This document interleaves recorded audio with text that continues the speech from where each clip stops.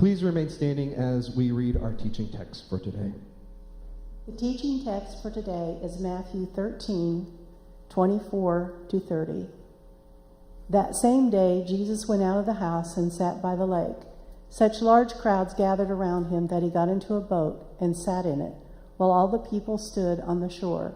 Then he told them many things in parables, saying, A farmer went out to sow his seed.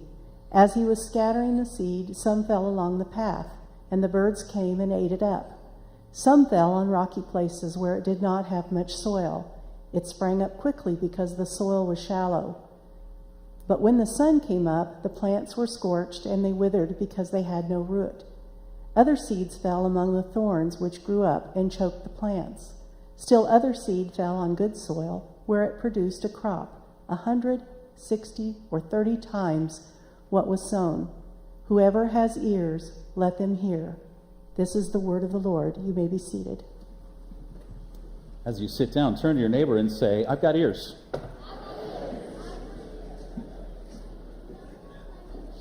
Surely one of the titans of our day was Steve Jobs. If you don't know who Steve Jobs was, he was not the founder, but he was the CEO of Apple. If you have an iPhone or a pair of iPods or an iPad or a Mac, it is the brainchild of this one man, Steve Jobs, what he accomplished. You can read his biography, about this thick. Lived a very, very interesting life, and then in 2011, he died of cancer. I found, sometime around then, I found this statement, I don't know what else to call it, that was written purportedly by him. I did a little digging. I'm not 100% certain that he actually said these words, but I'm going to read them to you, and I'm just giving that proviso because I always want to tell you what I understand to be accurate. And it's helpful because it's at least a reflection on your life, which is what we're talking about in this series on purpose. Our life's worth reflecting on. So I want you to hear these words as the words of someone who's at the end of their life. I reached the pinnacle of success in the business world. In others' eyes, my life is an epitome of success. However, aside from work, I have little joy, and in the end, wealth is only a fact of life that I am accustomed to. At this moment, lying on the sickbed, recalling my whole life, I realized that all the recognition and wealth I took so much pride in have paled and become meaningless in the face of impending death. In the darkness, I look at the green lights from the life support machines, I hear the hum of mechanical sounds, and I can feel the breath of death drawing close. Now I know, when we've accumulated sufficient wealth to last our lifetime, we should pursue other matters that are unrelated to wealth.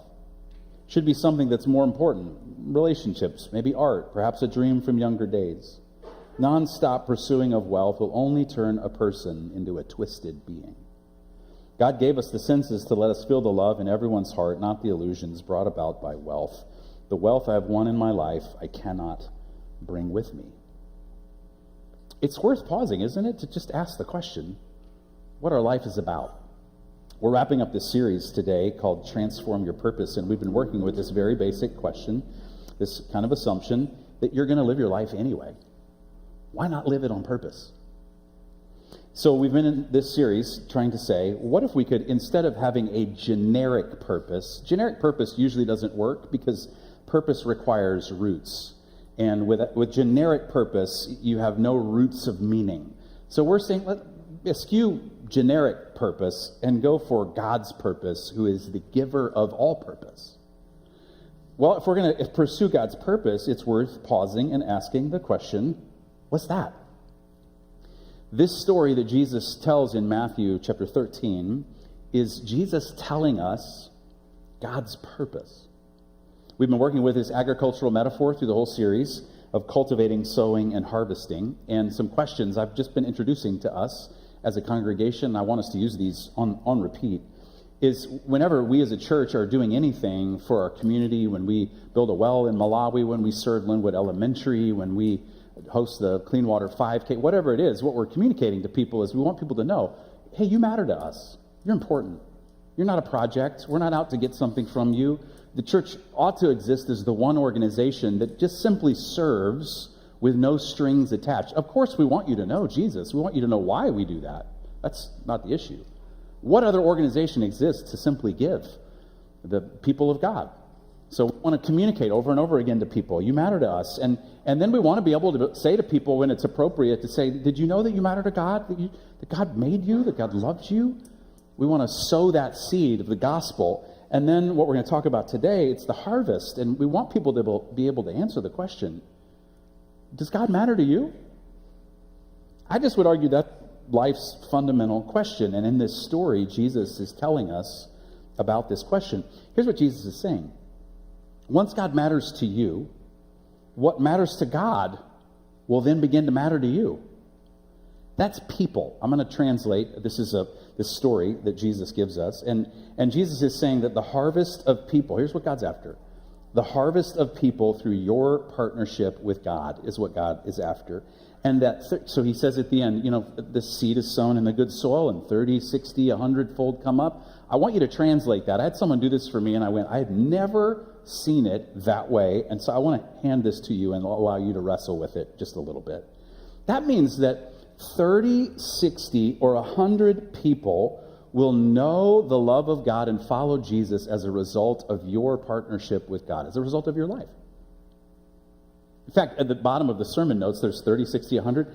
Take a second and circle. How many people would you like to impact? What would that be? How many? This is a statement of possibility. The reason this is important to ask is there's a life question that everybody asks. Maybe it's not overt. Maybe it's under the surface. But here it is. Will my life's work be an impact on people or the accumulation of things? That's a potent question. We live in a consumer culture, so the answer that we get back from that question is, it's about the accumulation of things and experiences. You saw that site, you went to that beach, you had that experience, you went to that city, you visited that place. I have this kind of house, I have this kind of car, I have this many toys. In a consumer culture, we're told that our life is we're reinforced in multiple ways that our life is about the accumulation of things. Think about some of our popular shows. Some of these are a little bit older. Maybe my favorite is, and this dates me a little bit, is MTV. Anyone remember MTV? Still a thing. They used to do this show called Cribs. And it was, you would go see the crib, the house, for those of you who need a translation, the house of some. Back when I was a kid, it was Lifestyles of the Rich and Famous. Anyone remember that? I don't know why. I'm Robin Leach, and I don't know why.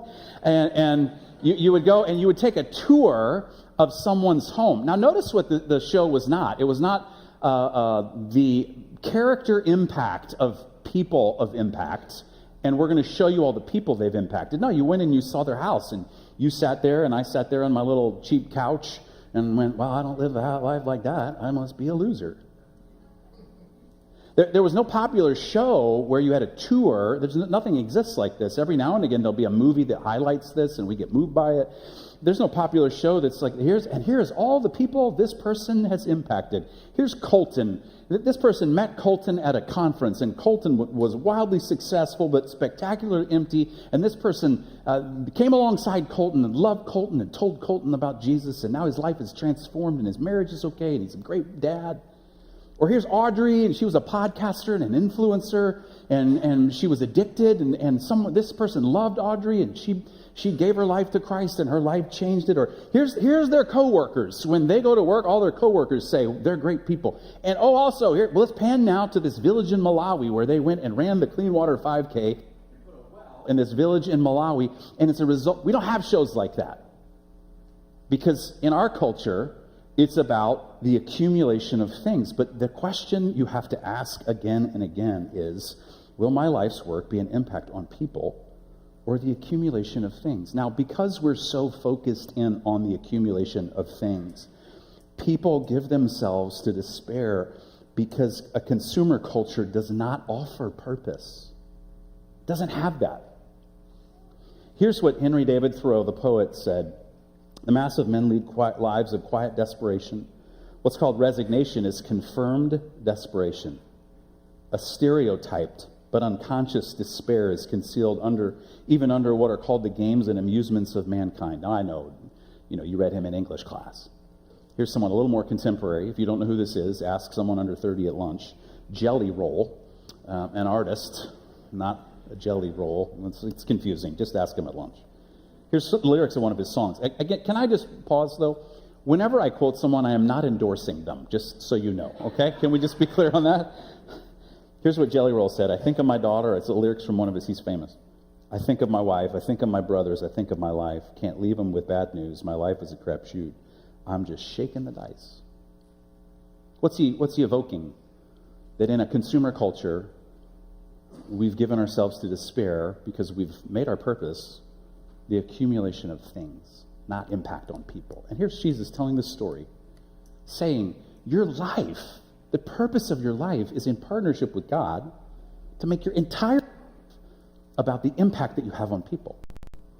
So I want to give you 3 tasks to clear your life from this parable Jesus tells us for God's purpose. Now, we've asked Jesus in this series, we said, what if Jesus were to mentor us on the subject of purpose? And one of the ways that Jesus mentors people is through the parables. In fact, right after Jesus tells this story, the disciples come to Jesus and they say, Jesus, why do you continually use these parables? Are you trying to confuse people? And Jesus basically says, well, if I told them, they would see and they would turn, or they would hear and they would change. In other words, Jesus is saying, people aren't ready to change until they're ready to change. They don't want to, we only hear what it is that we want to hear. And Jesus says, I tell these parables to evoke curiosity. There's a famous tagline about learning that says, when the student is ready, the teacher will appear. And Jesus, the teacher, is here. And the purpose for Jesus telling parables is to invite you to see beneath the surface of your life. So for a few minutes together this morning, could I help you dig into your life a little bit? Could we dig underneath the surface? None of this is, there's these 3 tasks. None of them are judgmental. All of them are meant to be helpful. But I want to give you 3 tasks to clear your life for God's purpose. You ready? Number 1, you have to break up your paths. Break up your paths. Jesus starts off this parable. He says there's a path. Sower goes out to sow. You've got to understand the background that Jesus is working with. When we think of a farmer going out to sow seed in a field, we think of the picture that's been behind me. We think of a Kansas field, and we go, I don't, what? Jesus, 5 years ago, had the privilege of going to Nazareth, Israel, where Jesus grew up. I've got a picture here of where they found the threshing floor. This was quite literally where Jesus would have gathered and threshed the wheat of his day.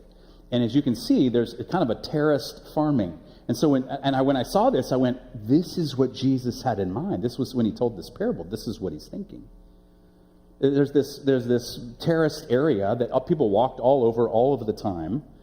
And what would happen is there would be a path. And so a little bit later in Matthew 13, Jesus explains the parable. I want to give you the explanations one at a time here. Matthew chapter 13, verse 19. When anyone here's Jesus explaining what the path is. When anyone hears the message about the kingdom does not understand it, the evil one comes and snatches away what was sown in their heart. This is the seed sown along the path. What's a path? A path is a shortcut. It's when you and we say, I'm going to try and make life work for me, and I'm going to take a shortcut. I've got a picture here of this. You see that behind me is a sidewalk. And you can see that people didn't want to walk on the sidewalk. They wanted the shortest distance between 2 points. Do you know there's actually, I didn't know this, there is a name for this. There's an archaeological feature that people who design things, they describe this. You know what they call it? A desire path. In other words, the purpose of your life becomes focused on current satisfaction. You're not focused on the field. You're not focused on the fruit of the field. You're like, I got to go somewhere else. And you're focused on where you're going at that moment. And here's what happens. That path, those repeated things, that's how you get a path, right? You just repeat it. You repeat those actions. You repeat those steps. And paths become habits that becomes patterns that become ruts. I've got a picture here of the wagon ruts. So many times the wagons from the Oregon Trail went over this stone that it made ruts, because that's the power of repeated. I'll do it again. You get stuck in a rut. The other day, I was at the corner of a street in my town, and someone was in my way, and I was trying to turn right, and I thought I had enough room, and so don't tell my wife that I'm telling this story. She's hearing it for the first time. And I thought, I'm going to go right over this person. And I went over the person, and I didn't see there's literally a rut down in there. I think the city does it to get people like me. And they did. I got stuck in this rut, and I couldn't make the car go. And I spun the wheels. It was spewing up mud everywhere. My oldest son, who was here at home for spring break, got out, and he said, hey, there was a guy behind us filming you. And I just waved at him and went, I'm like, oh, great, my son threw me under the bus. Thanks a lot for that. I was stuck. I was stuck in a rut. I couldn't get out of that rut. When you have a path, that's what happens, is you just get stuck in a rut. Now, the Bible has a lot of language for describing the kind of life you live if you are stuck in a rut, if you don't bother to break up your paths. Proverbs says you'll be what's called a fool, meaning a fool is a person in Proverbs who won't listen and so won't learn. They just repeat the same thing over again, and they make the same mistakes, and they can't figure out why. And they're just focused on some other place, so they're not really paying attention. The Apostle Paul calls it living according to the flesh, living according to how you feel at that current moment. I've got to have my satisfaction for what I feel right now. Jesus here, another F here, a fiend, right? He says that this person who has just paths, that they don't pay attention to their life, they just want to get where they're going, it's a desire path. He said that person, there's no ability for roots to go down, so the fiend, Satan, comes. In the parable, it's the bird, comes and takes the good, steals it out of their heart and life. A path is when you live with no purpose. What do you do to break up your path? I want to point out to you what Hosea, the prophet, said in Hosea chapter 10 in the Old Testament. Listen to what he says. Sow righteousness for yourselves, reap the fruit of unfailing love, and what? Break up your unplowed ground. Have you ever gone out to unplowed ground? I'm not a farmer. I have family who are farmers, but I didn't, do the whole big.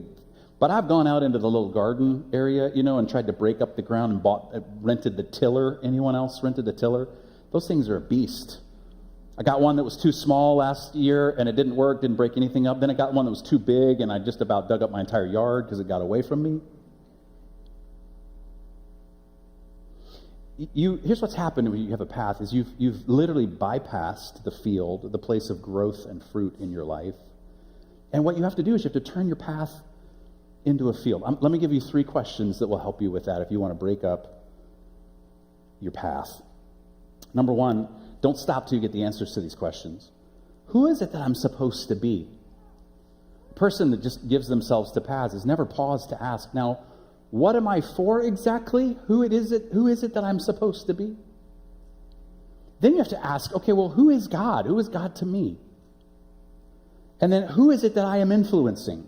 Don't let up until you have an answer to those questions. Break up your paths. Number 2, you have to dig out your rocks.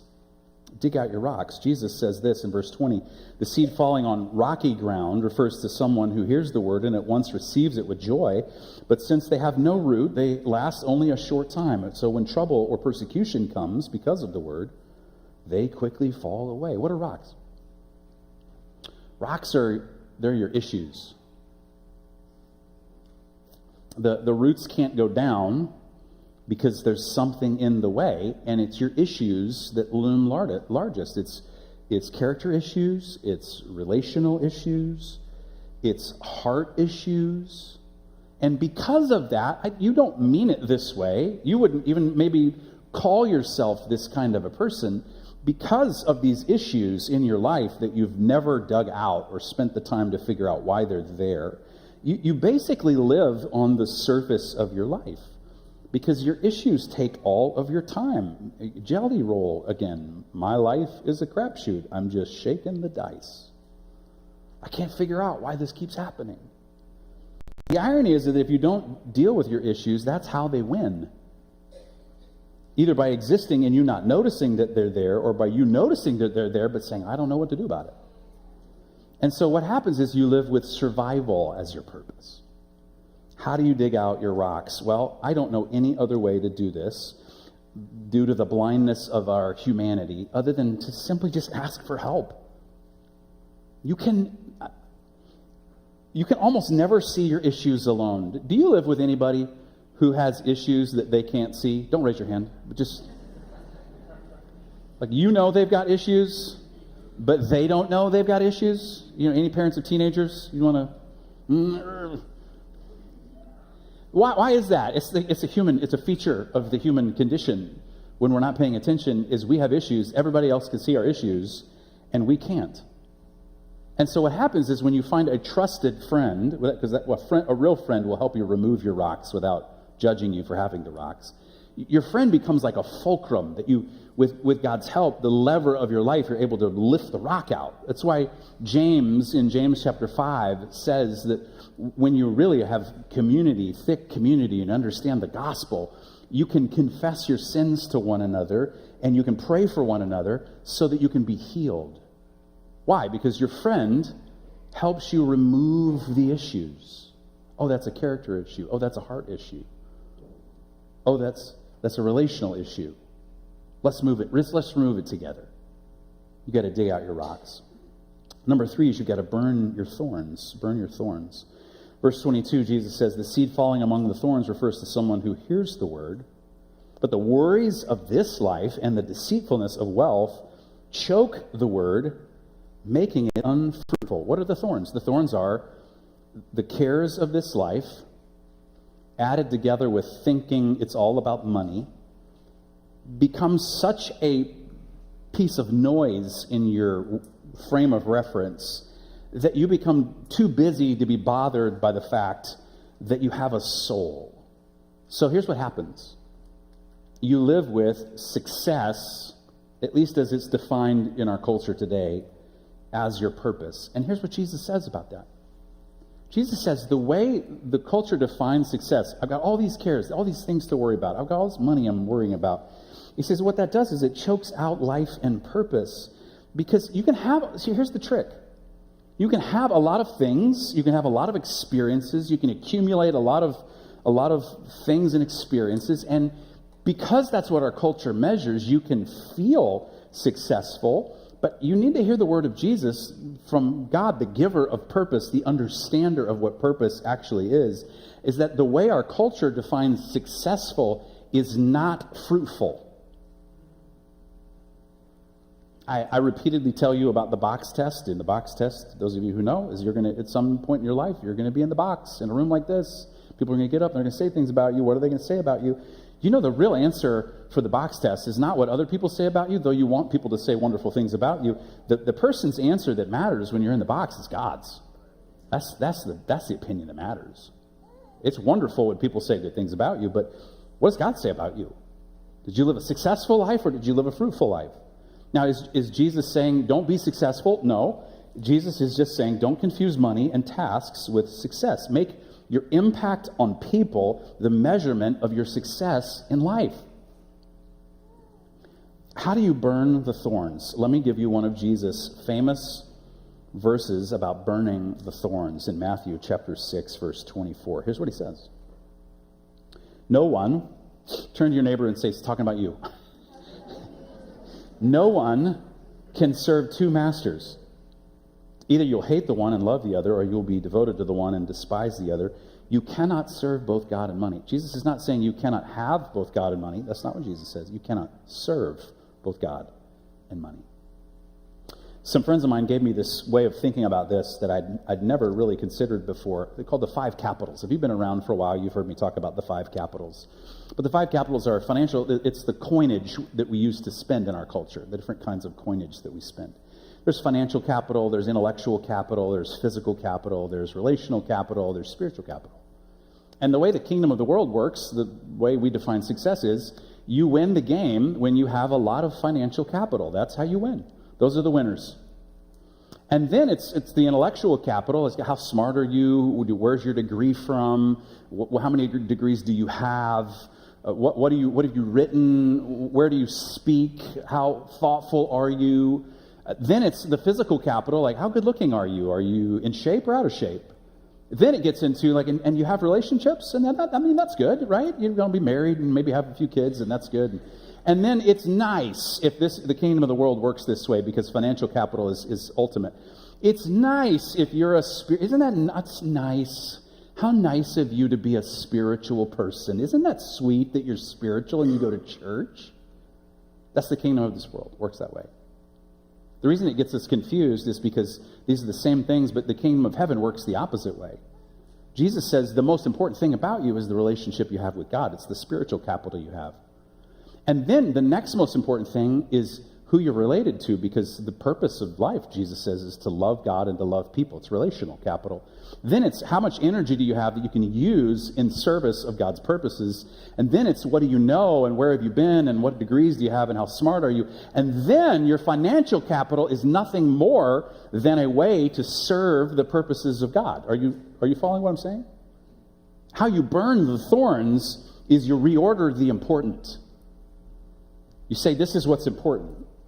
Now, let me press on this for just a second. You're going to not like me here for a second, but that's okay. I'm confident in myself and love of God. Let me press on this for a second. When we talk about someone having money, we have this little line that we say in our culture. It's cultural. It's not scriptural. We say, well, that's his money. I mean, he can do whatever he wants with it. It's not our business. And there's a modicum of truth about that. But I want to argue with you that that flies in the face of what Jesus says. Is it really yours and mine to do with as we... Is our money, is it really mine to do with as I please? Is it mine? For those of you who are like, oh, I see what you're doing. I see what you're trying to get me to give to the church. No, I am not suggesting your money is the church's. It's not the church's. I'm not suggesting I as a pastor can tell you what to do with your money. I am suggesting what Jesus suggests, that it is God's. You are the steward of it, the manager of it. It is not yours. It's because, follow the logic here for a second. If I am going to serve the purposes of God with my life, the impact that my life is going to have on people, it then follows that I must use my money to serve God's purposes. You can't serve God's purposes and just say, well, in my heart, I am serving God's purpose. It's just an inner attitude and disposition. I have to serve God's purposes with my schedule and with my work and with my relationships and with my money. I gotta burn the thorns. Or it will, Jesus says, choke the life that I'm intended by God to have. Now, I want to give you 2 words of hope. We're going to take communion here in just a moment. For those of you who hear this, because I did this week, and I've told drive in on Sunday mornings, I want to be the first person to repent, and I'm almost like, God, how do I need to change? How do I need to think differently about my life in light of your word?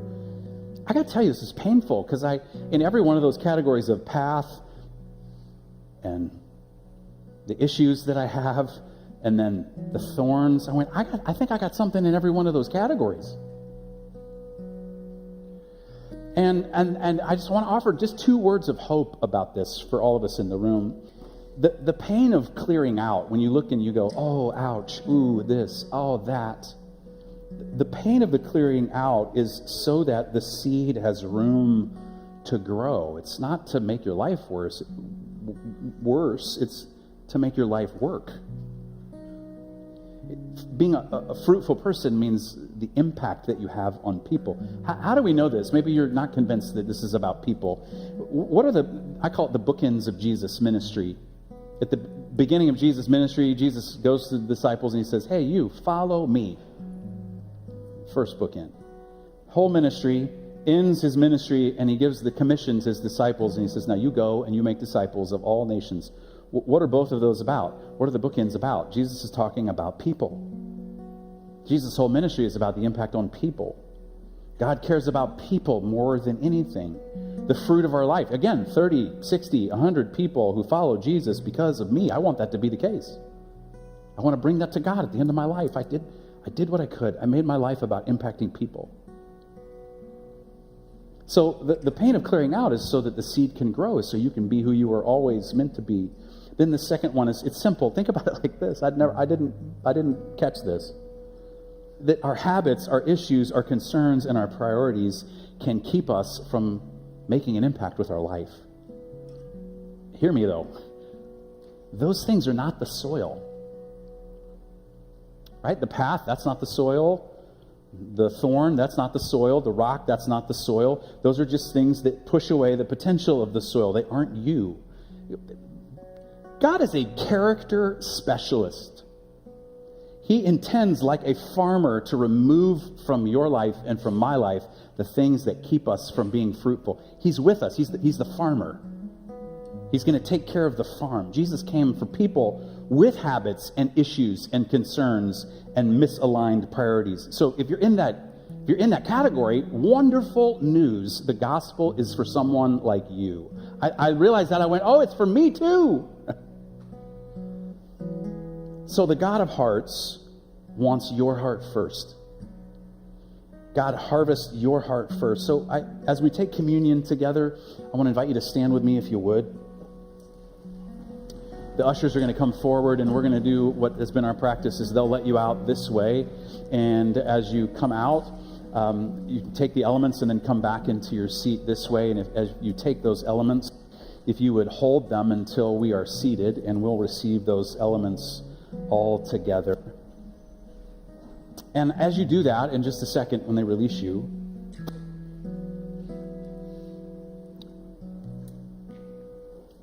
I wonder what you need to change. We've been calling this a year of transformation. Transformation sounds so delightful, doesn't it? It's like, butterflies. So great. Change sounds like a personal improvement plan. And if you're on a PIP at work, you should probably leave, right? It's not going to go well for you. But I've discovered that change is necessary to get to transformation. So I just want to invite you, as you are walking and receiving the elements, to, again, we're going to go into the surface of our life and say, God, what is it that I need to, what do I need to change? Where do I need to repent? What's in the way of me living the fruitful life of impact on other people? Show me. I want to invite you to come now as Nathan sings.